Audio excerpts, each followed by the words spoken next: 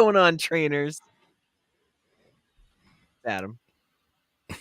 We're live. So the intro is going to be kind of weird. But what's up, Pokemon trading card game fans? Welcome to episode 108 of the Special Conditions podcast, where our love for competing and collecting collide. Special Conditions is part of the Pokemon Professor Network. And today is Wednesday, April 20th, 4/20, 2022. I'm one of your hosts, like I just said, Adam. And if you're visually watching us, Ken is right next to me. Hi, Adam. States away. What's up, man? How are you? I'm doing good. I'm back on the TCG grind. I built a Torterra deck. It's terrible. Is it terrible? Does it run Malamar? No Malamar? No. It's because we talked about Torterra last week. Well, Shaman. Shaman. But we also talked about Torterra with Malamar. Yeah, but I didn't like that build. I don't like that. All right.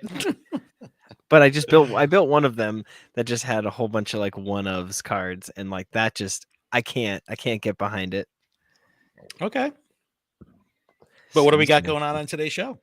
Well, on today's show, our card of the week this week, we're going to start talking about Lucario VSTAR. How's that sound, Ken? That sounds good. We'll look at how to play it in some decks and stuff. Well, we've been talking about all these VSTAR cards. We talked last week how the premium collection for Lucario was coming out with the promos, so we might as well talk about how it could be used, because I wouldn't put it past any of these elite level players to kind of pull things out of nowhere and be competitive. So it'll be interesting. True. Yeah, it'll be interesting to see what happens. We're gonna rip into some packs courtesy of Tish Smith, but I'm gonna open a Rebel Clash. You have Rebel Clash. I have Rebel Clash. I'll do Evolving Skies. Or wait, let me see if I might. Hold on. Oh, geez. Ken's going through his stack. What's he got? I don't have Rebel Clash. No, I don't have Rebel Clash. I have everything but Rebel Clash. All right, fine. We'll do Burning Shadows. No, just kidding. Darkness Ablaze.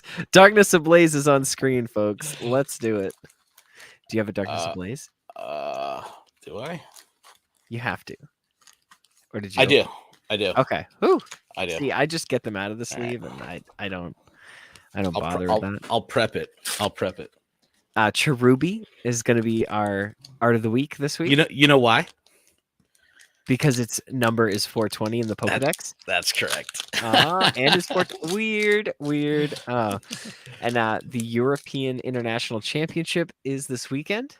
We're going to take a look at the power rankings leading into the event to see what's going on, what we can expect, because it's always something random that we don't expect. I would love all these things. I would love if none of this stuff happens. And listen, I would love if like Torterra just rolls in there and just sweeps.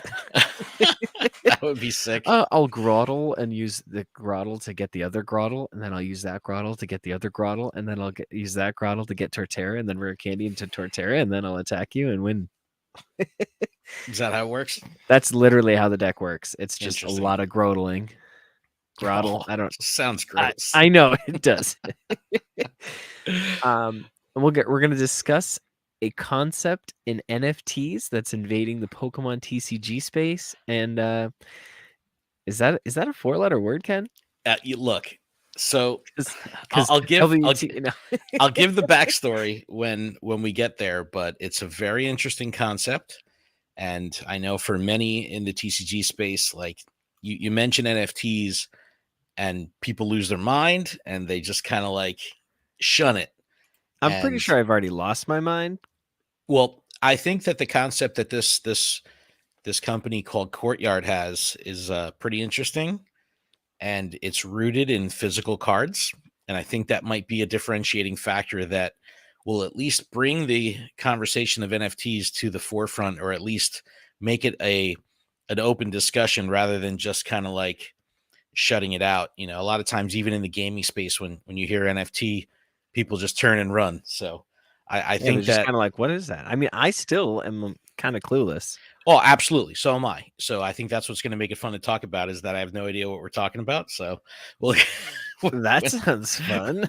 when we get there, we'll get there. But no, it's a pretty interesting concept. And I actually met the owners of the company. They were super cool, and they're hardcore Pokemon people. And I think that that's a good start when it comes to. That is a good start. Usually people that are Pokemon focused are pretty passionate, No, I'd they say. are, and they I'd say. knew what they were doing, and it's a very very funky concept, and we'll talk about that at the end of the show for sure.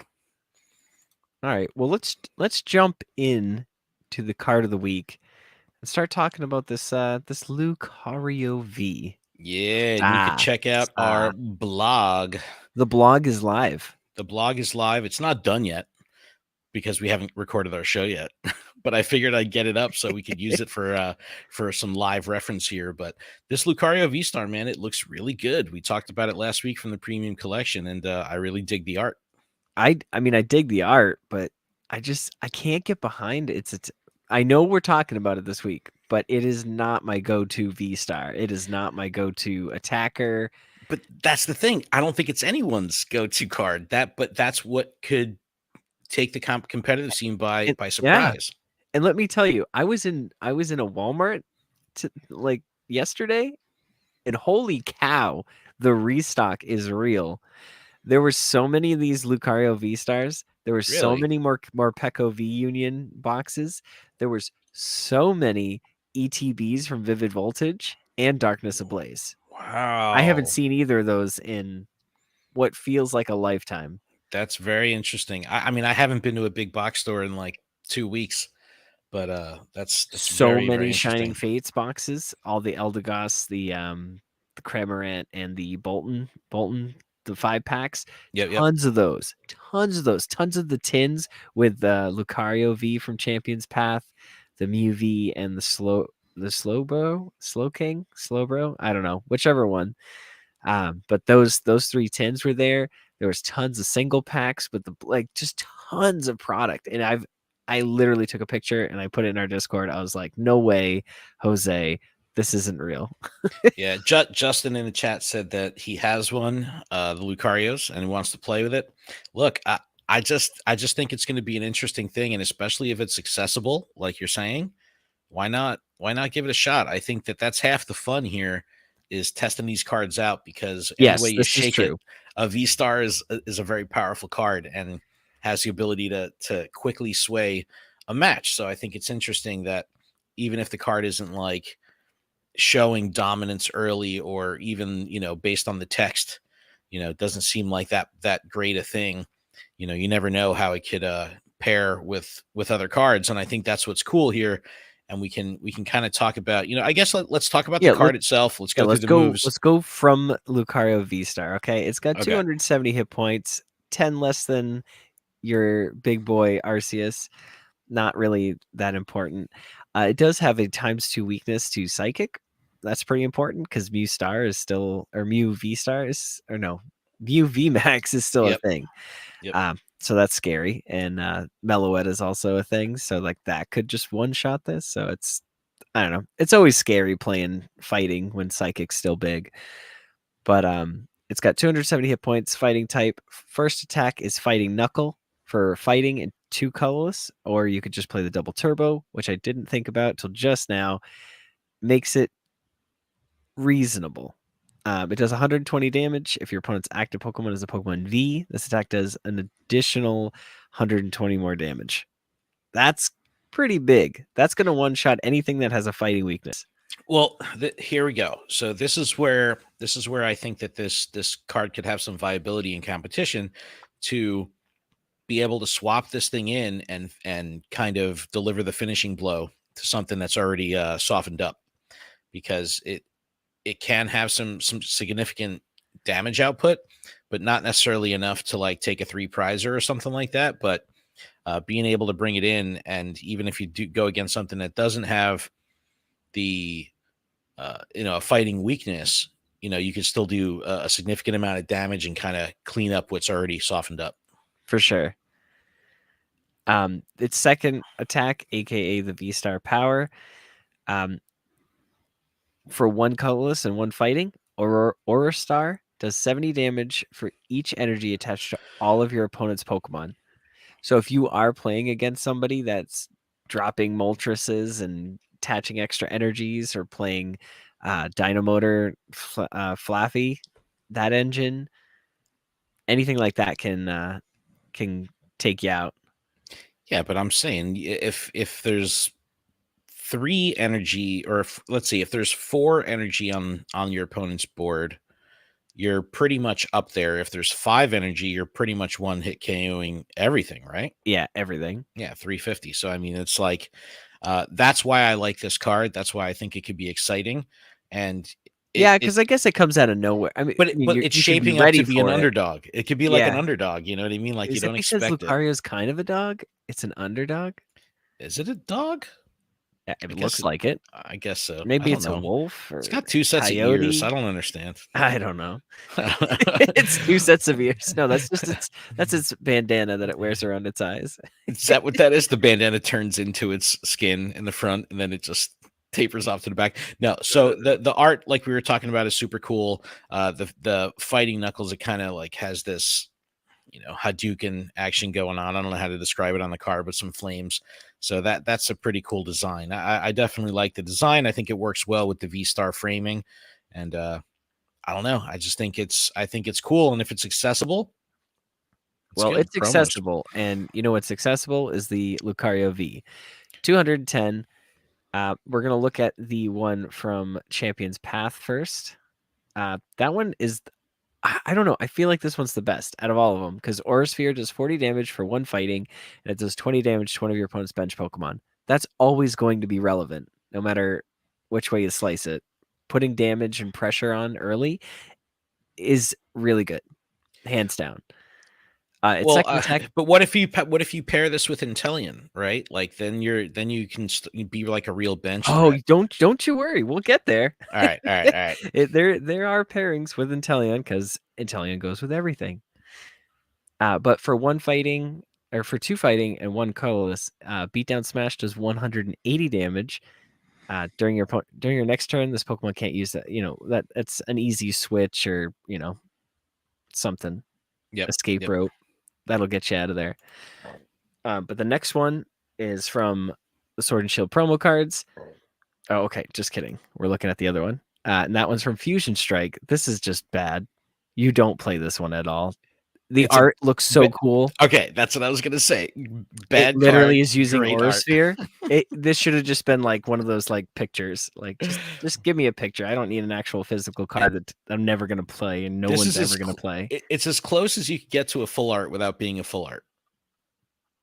I don't understand. Like, no, just that you don't even play that one. I don't even understand why it's $1.98. It should be a quarter or 50 cents, like max. Like, it's bad. Don't play that one. The other one from the promo, which you would get if you got the V-Star. This one for 2 colorless energies. It has Crushing Punch, 50 damage. Discard a special energy from your opponent's active Pokemon. That could be clutch, because a lot of decks are playing special energies.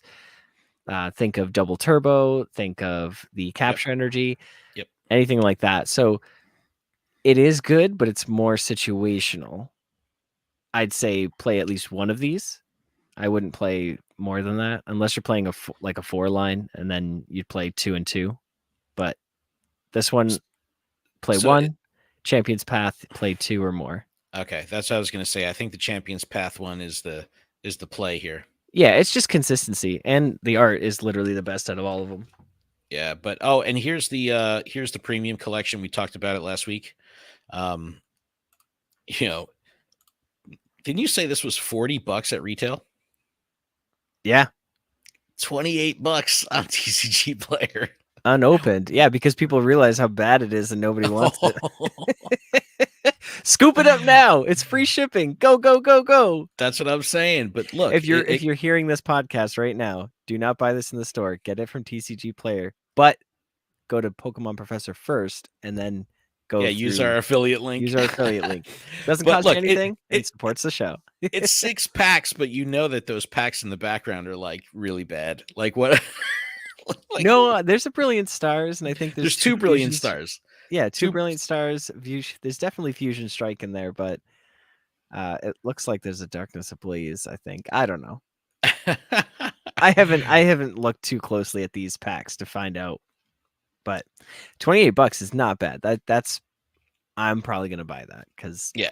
No, it's if I'm gonna have the promo, like, yeah, dude, I'm a pin collector. I'll pay $5-6 for a pin, right? So I mean, well, I'm and then if you already don't want fourth of the way there. if you don't want to spend the $28 and you just want the promo cards, $2.08 plus 78 cents shipping for the Lucario V, and then Is that really? $3.14 and 78 What? cents for shipping for the V-Star. So you're All right, paying so like $4. $5. Yeah, that's not bad. Yeah, That's not that's not bad. bad. $6 Just if you just want the promos. just buy the box. Just Oh, I buy the know, box. Justin, right? It's a plug. It is a plug. No, I think this is a good value. I mean, I don't know if I'd pay $40 for the premium collection, but $30 I'll pay. Right? Why not? It's not too bad. Not too bad. But I don't know. I think that, with seeing like Ludicolo pop out of nowhere, even Malamar, it was something that has been around for a bit, and then all of a sudden gets hyper competitive. I just don't put anything past these people that have been plotting against Arceus and Mew so much to, like, I would love to see a fighting deck take out a psychic deck. Wouldn't that be crazy? That would be crazy. I mean, and there are decks that have done that. They just played weakness policy, which takes Yeah, away their weakness. I'll never let Cody down the fact that I beat his Blastoise deck with the Charizard. Oh, That was that like was a brutal. highlight. That was like a highlight of my TCG career. Was doing that. But I don't know. I think it's a pretty decent value. It's some cool art. The premium collection, you get a little bit of everything because you get boosters, the pin, the jumbo card, and it's like that etched promo style. So I like the textured cards. So super cool. Definitely worth $30. What's going I on, don't know. Coach Kev? Coach Kevin House. I don't know Hanging if out it's in the worth chat. 40, but I would 28 say no. 28 28 shipped. reasonable. Yeah, Yeah, ship's I'll very do 28 reasonable. shipped for sure. I'll definitely do 28 shipped for sure. But let's talk about how this can kind of be used. I think what makes this nice and flexible here is the fact that it can kind of be paired with some cards that you may already have, like the Intellion, like the Galarian Moltres. There's some other builds here that use Arceus V-Star Beedrill, and then of course down here you've got your box style deck, which is just looks absolutely bananas and looks really good when it's all swagged out with these gold cards and stuff. But anything stand out to you from these Fireball builds here that Honestly, the V-Star box would be more my style. I can understand the ease of the Intellion Moltres at the top. That one, but again, here we are talking about Intellion, and in this list, we don't have the shooting, the bench sniping. one, the one that shoots Yeah, the bench. And what do we? yeah, And which what's is weird. that's And then this there's list here? Xenia's Resolve. I was like, I don't even know what that is. I just looked it up. You can play this card only if you discard 2 other cards from your hand. Draw a card for each of your opponent's Pokemon in play. So max you can draw is 6, but you discard 2 cards from your hand. I don't really know what the deal is for that. Yeah. Well, look, that's why you can customize it. Yeah. Just be like, So I'll put anything else in there besides that one. Maybe this yeah, person just and, likes and I mean, Xenia. I get the RCS V-Star Beedrill, because you're banking on the mustard supporter, which allows you to do some other things that I don't know. So I'm going to use that. This is a TCG podcast. I haven't played cards. No, I just think that being able to kind of like work this into decks and to builds that you might be able to like piecemeal from your existing decks. Again, just trying to find the value in not having to buy a complete deck or piece a new deck together. You could say, look, I already have the Intellions, I already have the Moltres. In some of these other builds, you're probably already going to have the Crobat. You know what I mean? Yep. Probably have the The Arceus. Arceus is the hardest thing to get, to Yeah, be that's honest. Everything else, I mean, you buy even in this list, they're playing a 2-1 Lucario V-Star, but the Lucario that they chose is the V from Champion's Path. The Champion's Path, right? All right. And Well, Single Strike Mustard, basically when it's the last card in your hand, you can search your deck for a Single Strike Pokemon, put it onto your bench, then shuffle your deck. If you search your deck in this way, draw 5 cards. So it's like a last resort. I And then the love the art Beedrill, on that. if there's a special energy attached, it just kills them. completely destroys them. No, so I think that's cool. I think it's a just a different look, something that's worth talking about, because you never know And what shout could out happen. to Alex Kamansky for writing this article. Yeah, I like on a Pokemon that I never thought I'd talk about. Well, that's what I dig Fireball's site, because when they profile a deck, they don't just do one. They'll say like, hey, here's a couple different looks, here's a couple different things you could run, and they're pretty comprehensive with all of it. So yeah, shout out to Fireball. All right, well, I've got this pack of cards, Adam. I've got this pack of cards. All right, do you want to go first? I have a green code card. I'll go first. I'll go first. My code is green. I think I'm just destined to get green cards forever. Yeah. Green codes. Ooh, that's a white code card. Nice. All right. I'm going to show my code. So if you got it, get it. If you got it, you got it. Ken, you can just read yours. Not that really changes anything, but it makes it harder for people, I guess. I don't know. Fire energy. Ooh, what is that? That's a Simisear. Have no fear, Simisear is here. That's a Larion. That's an old PC. That is a POS right there. That's a Spinarak. That's a Bound Sweet. Hey. We got a Dunsparce. No, that's a Dunsparce. Ooh, we got an Electrike. A Galarian Mr. Mime.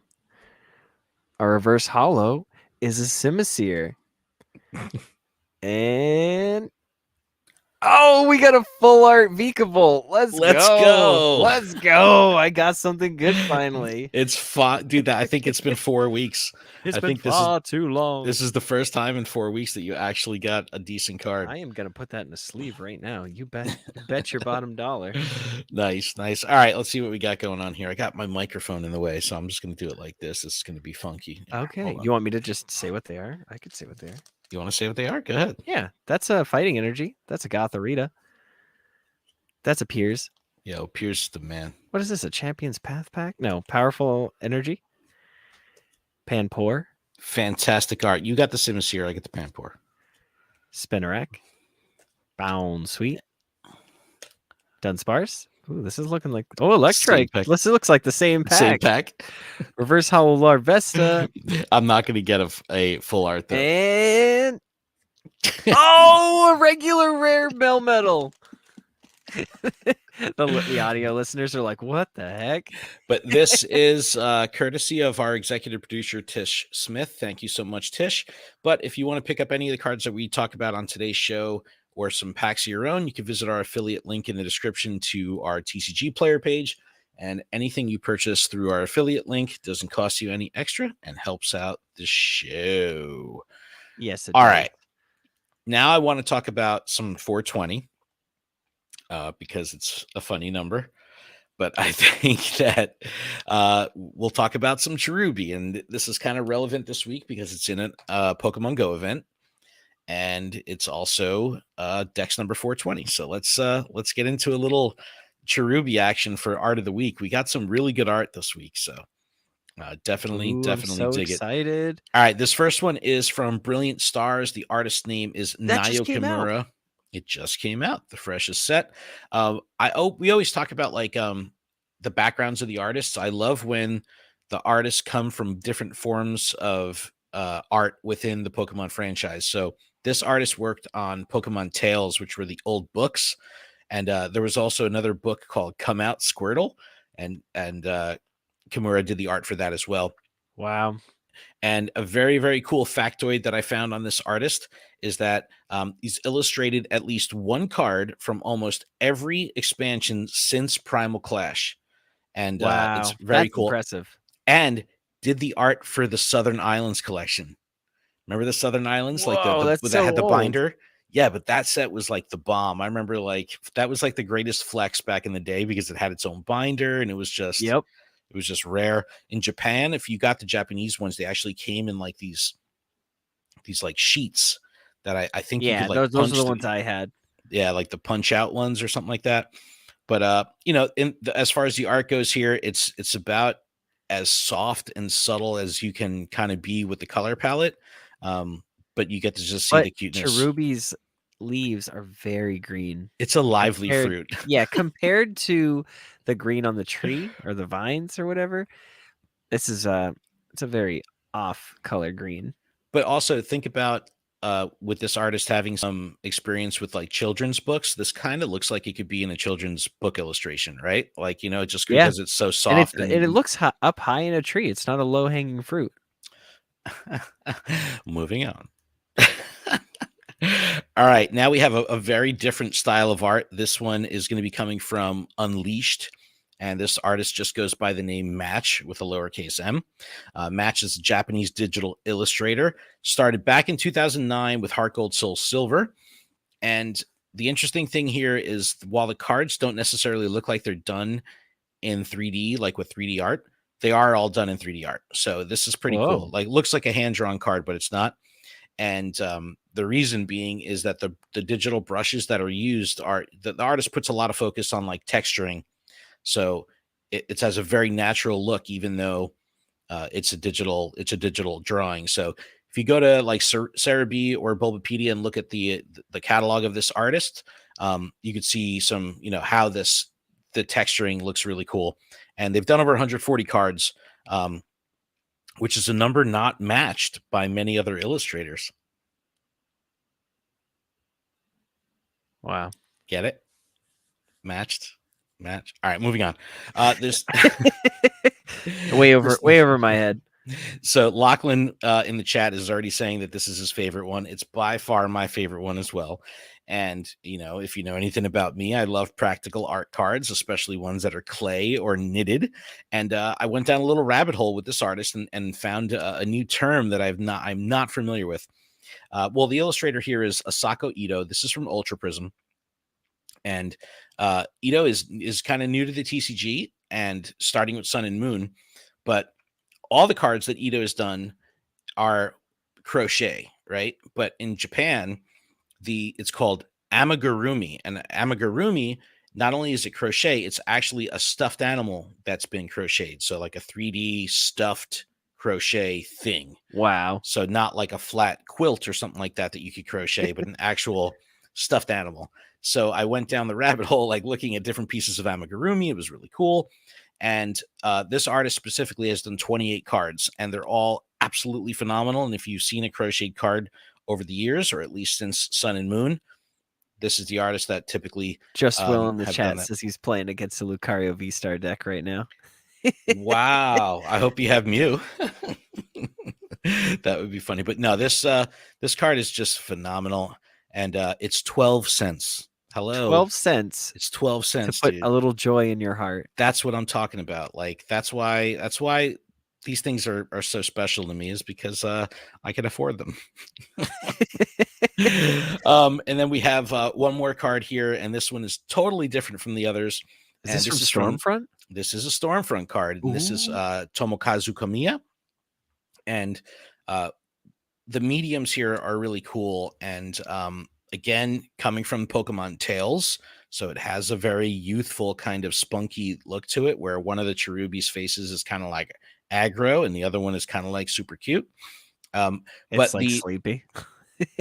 The word that was used in some of the descriptions of Kamiya's art was primitivism, which is an art style that it almost looks sloppy. So you can see how it's kind of like sketchy a little bit, but that's totally by design, because the inspiration for a lot of the art that this artist does is based on like children's drawings. So it may look a little scratchy, it may look a little messy, but that's totally by design. Even the fact that like that's so interesting. The main Cherubi cherry, it's like not even round. Like it's just kind of like a funky shape. It's oval and looks like it's got 4 legs, like ready to jump at you and attack you. I just like that it's kind of scratchy. Like the whole art on the card is just super kind of scratched out. I just thought that was really neat. And very cool. So obviously, the crocheted Ultra Prism card is my favorite. But Adam, what do you think? Which one takes the cherry, puts the cherry on top for I you? like the Cherubi from Brilliant Stars. This one, huh? Yeah, this Yeah. one's nice. It's really just soft. It makes you feel something. You feel it in your jellies? I feel it in my jellies. Yo, Lachlan saying, should we buy it out? Yes, buy every copy of that 12-cent card. Send me a whole stack of them. That'd be awesome. But Adam, that's a little bit of a half a show. I think we should take a little break. We've got some interesting topics to talk about when we come Yeah, back. we want to put the including, whipped cream on the cherry.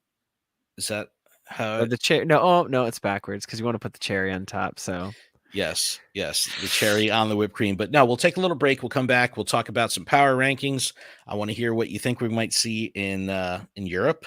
Kind of have a strong idea what we're going to see based on strong idea. I got based on Liverpool, based on Latin America. Like we haven't seen too much diversity, but I just want one of the top 8 to be something spicy. That's all I ask for.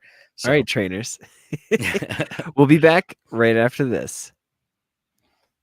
Hydrate or dihydrate. And now for all the video watchers, what's going on, everybody? Yeah, talk to Ken. I'm gonna go get a drink. Go get a drink. Stuff over while I'm doing it. So I don't know if anyone saw Adam's Instagram live today, but he got some TGA cards back, and look, guess what? They were all Delibird. Go get a drink.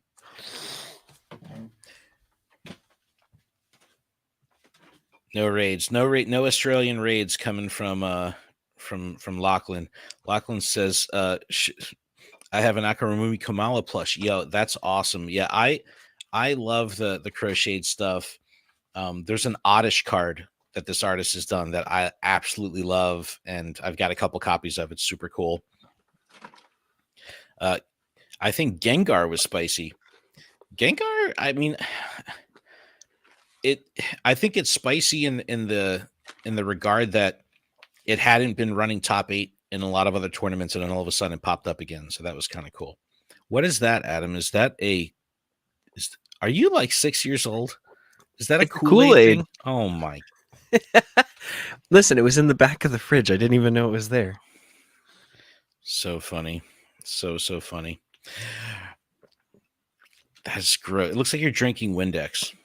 It does. It actually tastes like Windex. Funny you should say that. My voice is going to be really high pitched from now on. It's going to come out squeaky clean. All right.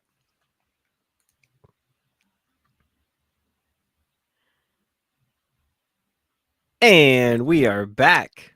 Welcome back, Ken. Hi, Adam. Are you hydrated? I'm hydrated, but I just saw you drink liquid sugar. Yeah. I just happened to find a Kool-Aid in the back of my fridge, and I said, you know what? It's time. It's time.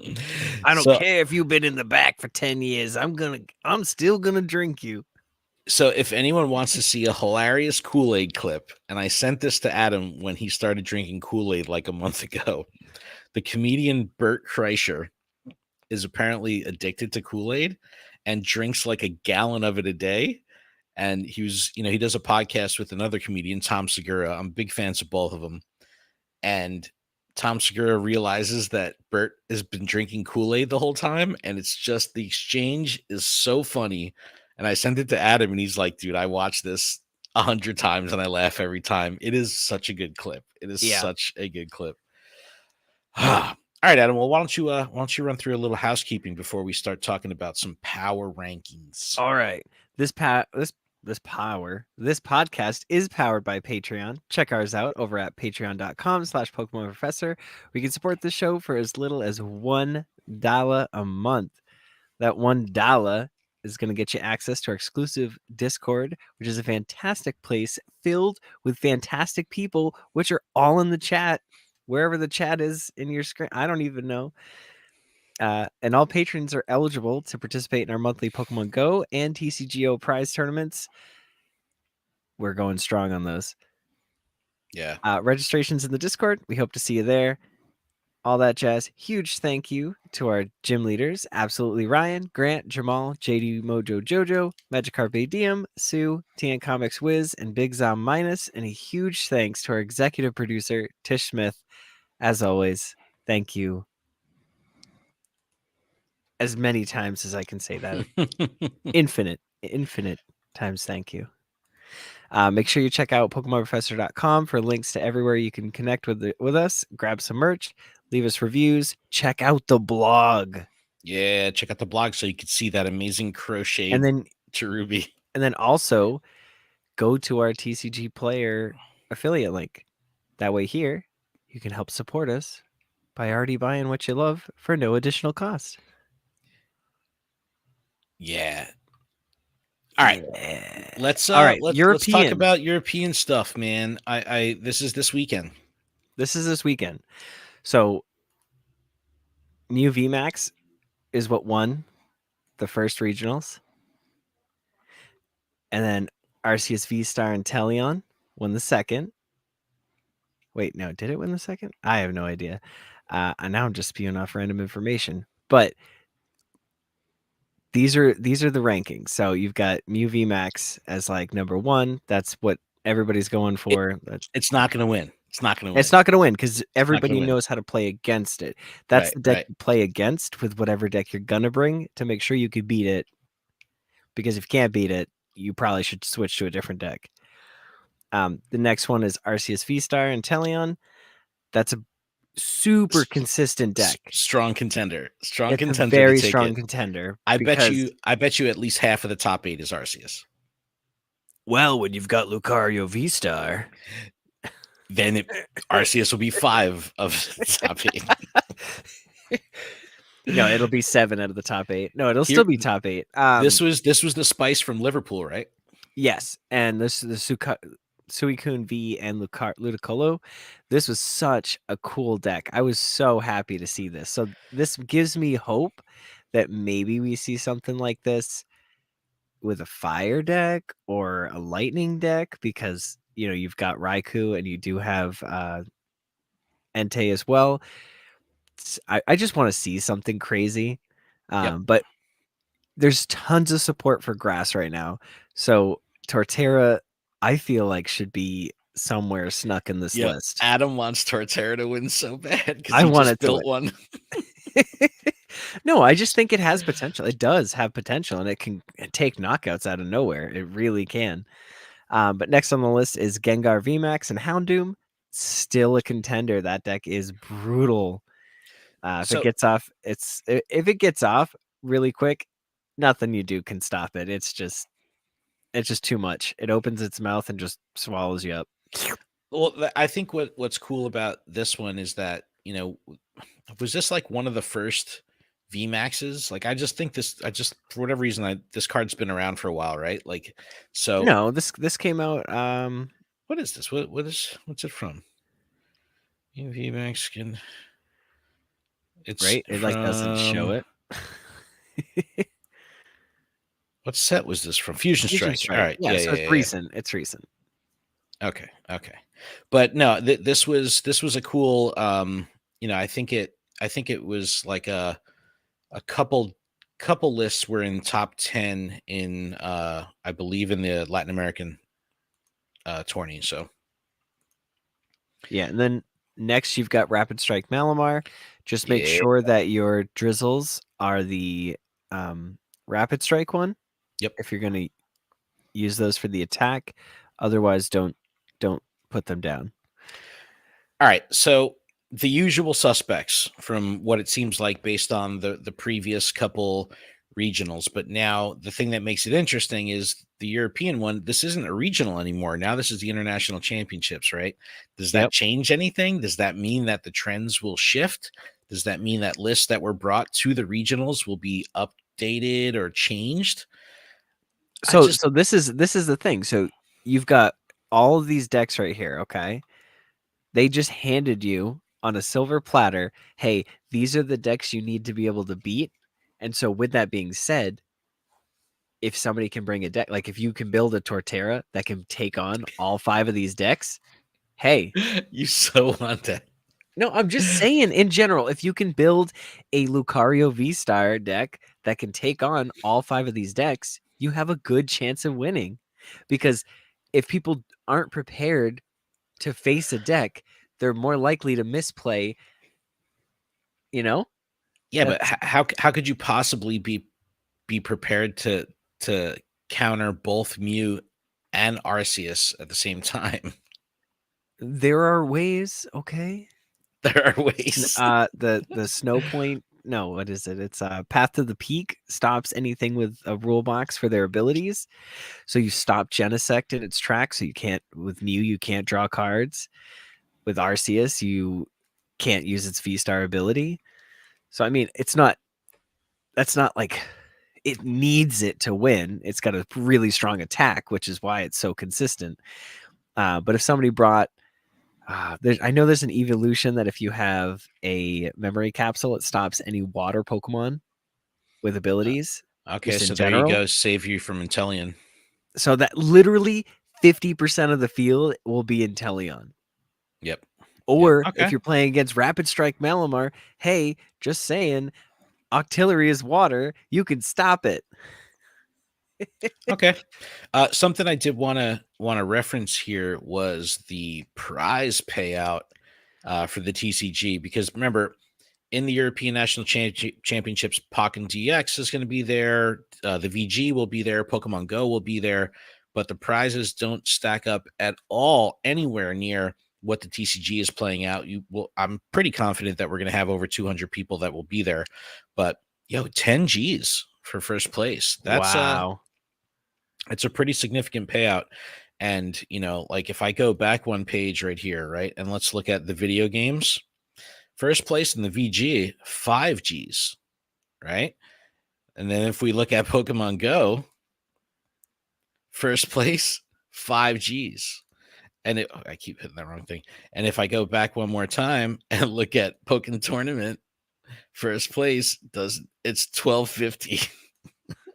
So Oh it's like, man. I just think that it's very cool that TCG is still leading the charge when it comes to prize money.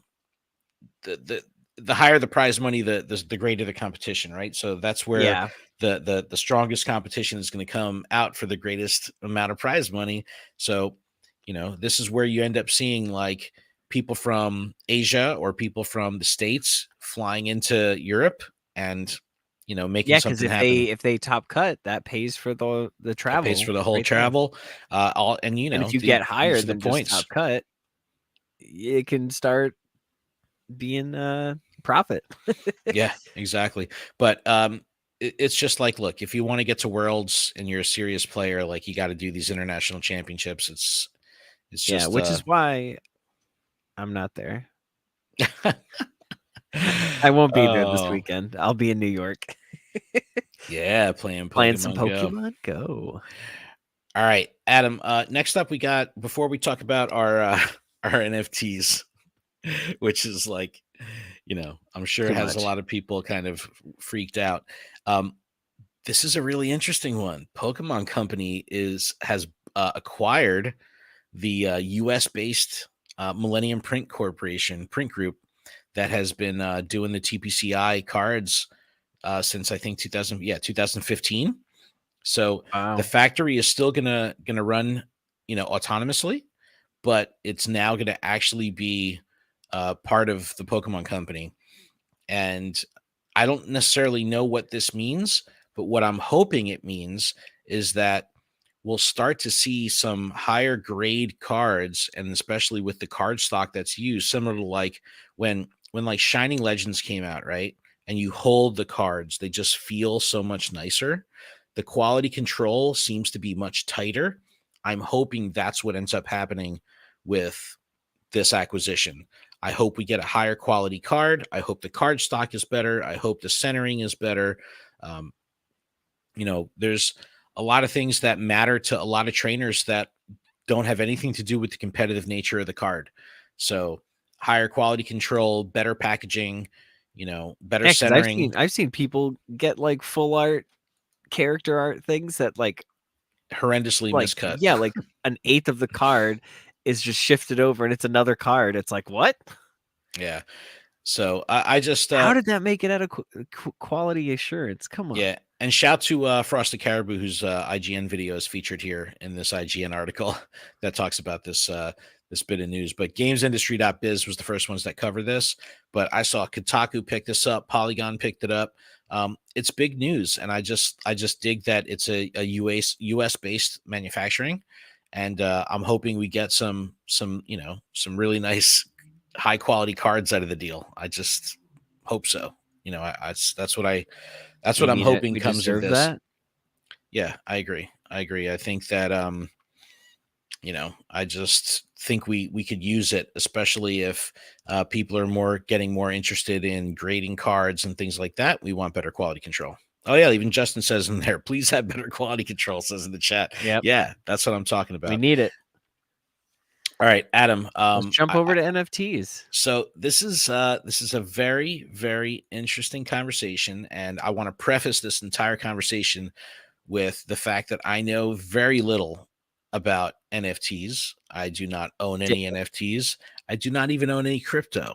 So, am I out of pocket by talking about this? Probably, but I think because it's in the Pokemon space, it's worth talking about because my 9 to 5, I work in the sports card space, and the sports card space is very tied to NFTs and crypto. There's going to be a significant crossover with those industries in the next couple, months, and years for sure. We're going to see like a lot of crossover.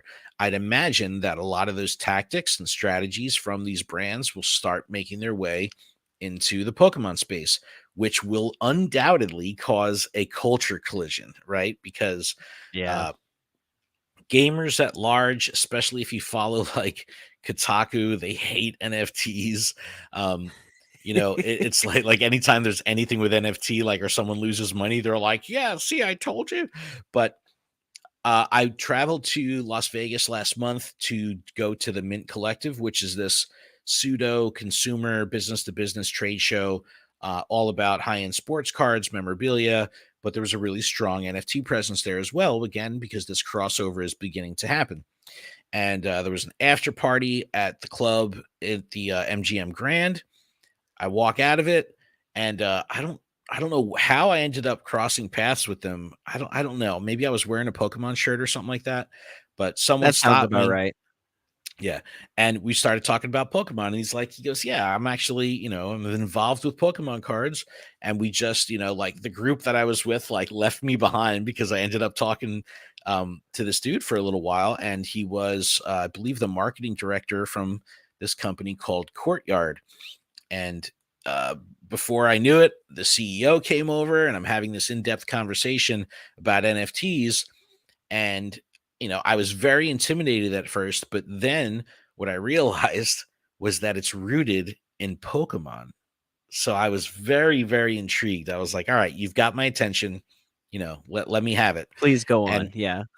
so, like, I'm sure you've heard the word blockchain, right? Like this has Yes. Yep. become a buzzword. People don't necessarily understand it. I think the easiest way to explain what blockchain is just a non-negotiable, non-objective ledger of transactions, right? You can't lie. You can't fool the blockchain. What happens on the blockchain stays on the blockchain. It is like Pepperidge Farm. It remembers. It So remembers. now if I go to a card show and I buy a physical card from you for cash, I make that transaction, I shake your hand and walk away. That's the end of that transaction, right? If we trade something digitally, even through Pokemon TCGO or something like that, once that transaction happens, there's no real ledger of that. Now, when you go into something like a graded card that's going to be serialized, like you just got your cards back from TGA, TGA. Yep. all those cards are serialized. So the future of that card can be documented through TGA's registries, right? Because they're going to be able to track that card. So if you sell that card to someone on the other side of the world and then they post it, or you go through an auction house to sell that, it's kind of like Carfax, right? When you do a repair on your car, you have a Yeah. VIN number of your car. They're able to track that. It's almost like that, a pseudo blockchain. So here's where Courtyard comes in. And this is why I thought it was exceptionally interesting and worth talking about. And I cannot wait to hear what people think of this. So this is how it works, right? So what made me even want to talk about this is the fact that all of this is based in physical assets. So you have that Delibird TGA 9, whatever it is, Yep. and you say, okay, well, how can I trade this? Well, it's very risky to say I'm gonna trade this card or sell this card to someone in Japan and then have to ship it to them, and then they're gonna say I want to sell it to someone in Canada and ship it to them. There's a lot that goes into that. There's a lot of liabilities there that are up in the air. So what Courtyard does is they take that asset, that physical asset, they verify that it's legit. They verify with the grading house that in fact is a registered physical piece of asset. And Courtyard themselves has a physical vault, right? So if you look up here, they partner with Brinks, right? So there's a physical vault where they keep these cards. Now, the cards are then safely secured through Courtyard. Then they mint an NFT based on the physical asset. So I have base set Charizard PSA 10 number 123456. They mint an NFT that shares that same registration.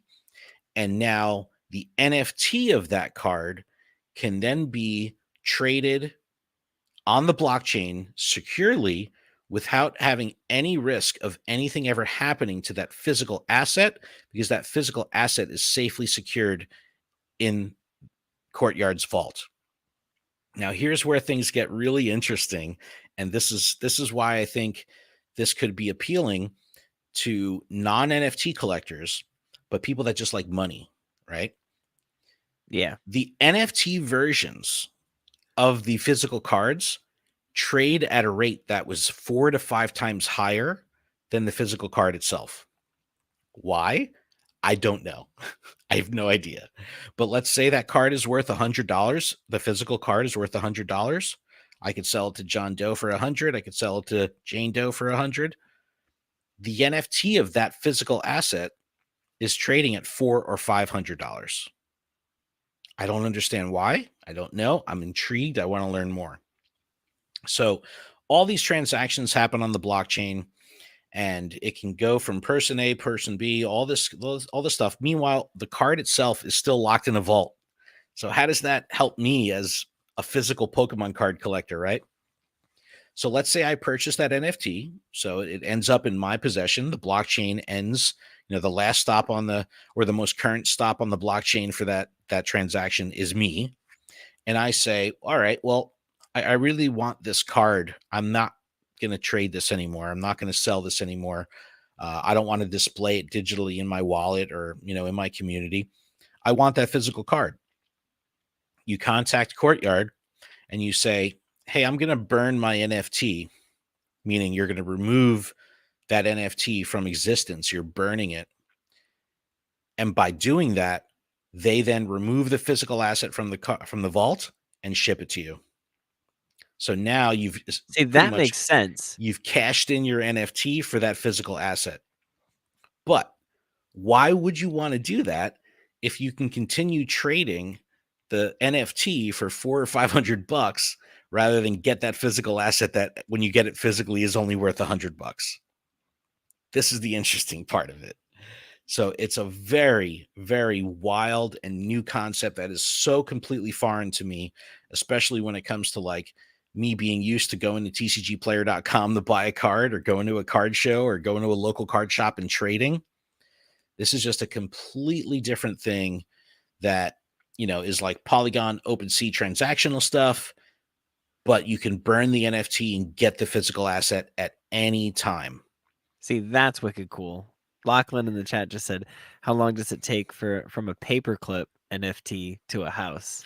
Well, if to the trading a paper paperclip. if the Yeah. paperclip is I would probably say 4 to 5 times faster than if you're not doing it as an NFT. You could trade up. So I just think that this concept is absolutely insane. It talks about, all of the way the process works. They have an exceptionally active and robust Discord that I'm a member of. Look, I don't even have a crypto wallet. So if I wanted to buy an NFT right now, I couldn't. I don't have a crypto wallet. All this stuff, OpenSea, it's all Ethereum based, fractional Ethereum sales and all that kind of stuff. I don't have any of that. I just How do think you it's an get an interesting concept. Ethereum? Just buy it. Just buy it. Yeah, but I'm looking at Right. 0.107 Well, and it says 331.34. so that's kind of what it would equate to in USD. So you would open up a crypto wallet and you could purchase fractional bits of Ethereum. You could purchase a whole, one Ethereum, however you want to do it. But it's just another currency. But these currencies live on the blockchain. There's no paper money that's associated with it once it's in that form. You could cash out, you can convert it. But again, because the way the market is, it behooves you to keep it digital. So foreign. And it seems so weird, but working in the space that I do with sports cards and being around this all the time, I'm learning so much about it. And it's like 6 months ago, if you would have, asked me about NFTs, I'd probably would reference Gary V and then say you're out of your mind.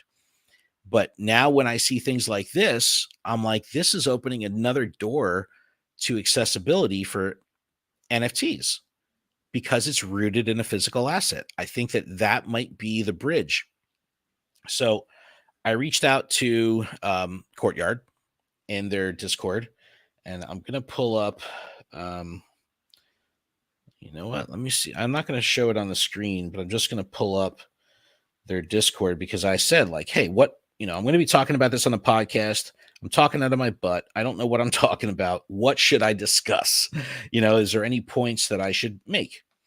And this is what Chef Spin on from Courtyard said. It said, I'll let others weigh in. Mainly that Courtyard team is made up of collectors. We're working on this as a way to improve the collecting experience using new technologies. Our infrastructure removes a lot of the friction people normally feel when buying and trading collectibles and opens up doors to display collections in the digital world that we're increasingly moving towards. That's the other thing we didn't even talk about. So as the metaverse is developed, you're going to be able to display your collectibles in this digital space. So let's say I own 10 NFTs, right? It would be the equivalent of me coming over with my card binder and saying like, yo, check out my cards, right? You would visit me in the metaverse and I would have this digital space that I would be able to show off my NFTs and have like a digital flexing match, with all that. So it's a completely bizarre, unique concept. That's insane. I've literally been staring at this Vulpix like spinning around on my screen. And I can't wrap my head around it. Like I get that it's it's a base set Vulpix PSA 10, but it's showing what's it trading at? It's trading at 331.34. All right. So if you were to go to eBay, right? Let's do a little real-time thing. Let's go to eBay and let's look up. It's a base set Vulpix. Yes. Base set Vulpix PSA 10. Yes. All right. So we're going to search on base set Vulpix PSA 10. And we're going to, I spelled Vulpix wrong. And then we're going to look at sold and see what this thing has sold at. There is currently, there was one sold on the 18th, which is 2 days ago. PSA 10 base set Vulpix, $58. $58? $58. Why is the NFT then selling at $331 when you could buy? That literally doesn't even make sense. It doesn't. But that's what I think it's interesting. Lachlan's asking in the chat, is there risks? Yeah, I mean, this is Y2K happens and just destroys the entire internet, and then this company has a whole giant box of physical assets that they're like, whoa, I could trade all this stuff. There's no yeah, more internet. dude, I just, I'm so interested to see how the core Pokemon community will react to like these paradigm shifts that are undoubtedly coming, right? I know you're a Gary V fan. I'm a huge Gary V fan.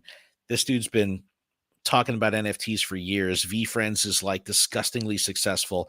Whether you like NFTs or not, you can't deny the fact that they have an exceptional viability in the marketplace, right? There's a lot of money being moved around through NFTs, whether you like them or not. My concern here is that the culture clash would be so incredibly strong if this really does move into the Pokemon space that the Pokemon people will just shun this to death. And then it'll cause a huge divide between collectors and competitors and the financial sector of Pokemon, right? Because you have people that are into Pokemon specifically for the financial side. No interest in the art, no interest in the expansion, no interest in the game. They just want money, right?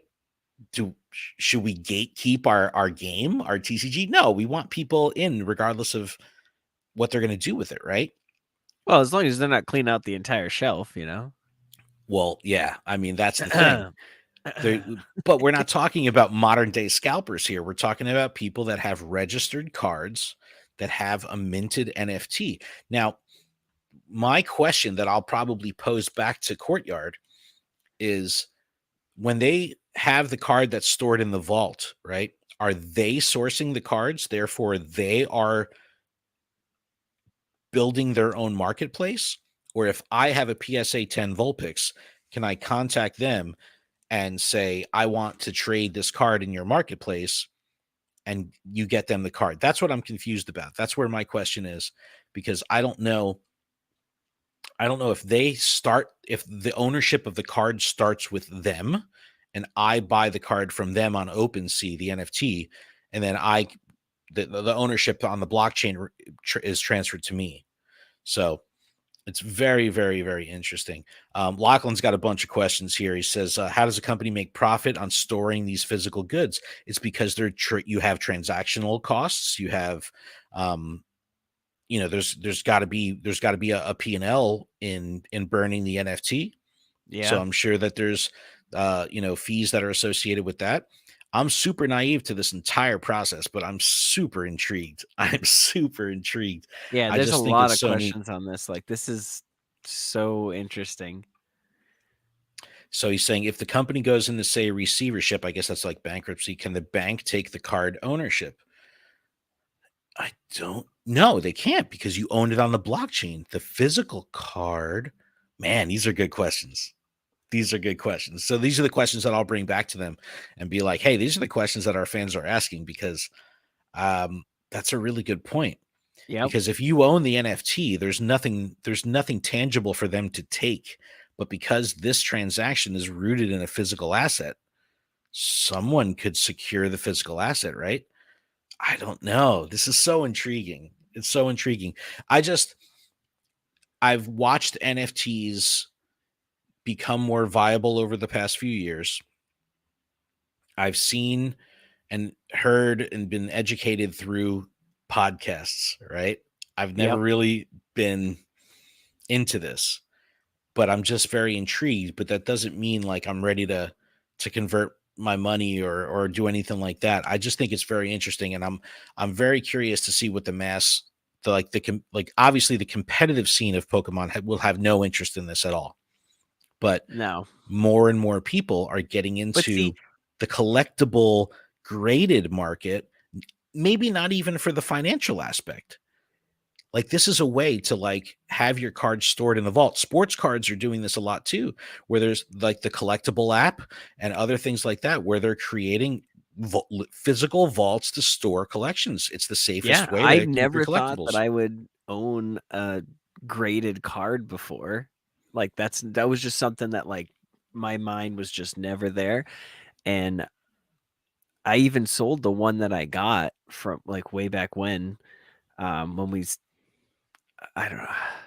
I don't know. I got it. It was a Mewtwo from Next Destiny or uh, I don't know. It was one. It was the fire metal one or something from Delta Species or something. But I always like looked at it like it was bad. Like it's not something I could ever use. I could never rip it out and take it and like play with it. So I didn't want it. It was just annoying to have. But like then COVID hit and it was like, but I could collect these. And these are Delibirds, and I love Delibird. So why not encapsulate them? So I now am like a collector of Delibirds. Wouldn't you want an NFT Delibird? Yeah. Yeah. If it's, and again, at any point, you could say, I don't want this NFT anymore. Send me my Delibird. And it would happen. Yeah. I think it's super interesting. I don't know what to say because it's like, I just don't know enough about it. Think people will add NFT collection to their sealed collection. Guess that makes sense. Justin, I think so. I think that's what the end game is here. Is you're going to have physical collectors that want the NFT counterparts to their physical collections. They can mint them. Like we made NFTs at my job the other day as a goof, like, and put them up for sale on OpenSea just as like this oddball thing just for fun. So you can create the NFT, you can mint it. But the fact that they trade so much higher than their physical counterparts is the part that I just don't understand. And maybe it's because these people just that are in this market, the money just flows like that, just flows so freely. Because when I think of physical cards or thinking of a card show, people are nickel and diming, right? They're fighting for every dollar of the value of the card. Where with this, there's so much ceiling, there's so much room in these cards. I don't know. It's very interesting. Oh, it's so funny, so funny. But please let us know what you think about this. I'll put the link to Courtyard in the podcast description when the audio form comes out. Let us know what you think. Would this be something that you would consider? And do you think that this is potentially going to be the future of the collecting, and not just in Pokemon, but with anything? I just, as far as what Gary Vee is saying, everything is going by the way of NFT. Think of ticket stubs, right? Any ticket stub you buy, any boarding pass you get is essentially an NFT. There's no physical counterpart, though. This process at least has a physical counterpart, which is why I think it opens the door to new people and accessibility. It's very interesting. Very interesting. Let us know what you think. But whew, Yeah, I just searched Delibird and now I'm like scrolling nonstop, just looking at Delibird stuff. It just looks like people are taking like the Pokemon like Go image or whatever and just like saying it's a thing. Like it's wild. It's wild. So I think what we'll do is I'll go back to Courtyard. I'll speak with them. When I met them in Vegas, they said they would like to come on the show and talk about it. So if this is something people want to learn more about, I'll bring them on. I'll bring them on. They could plead their case and try to make sense of it to the collector community. I just think that it's a stretch. I think the sports card people are the ones buying Pokemon NFTs. I don't necessarily know if they're Pokemon people that are buying them, even though this company is rooted in Pokemon people.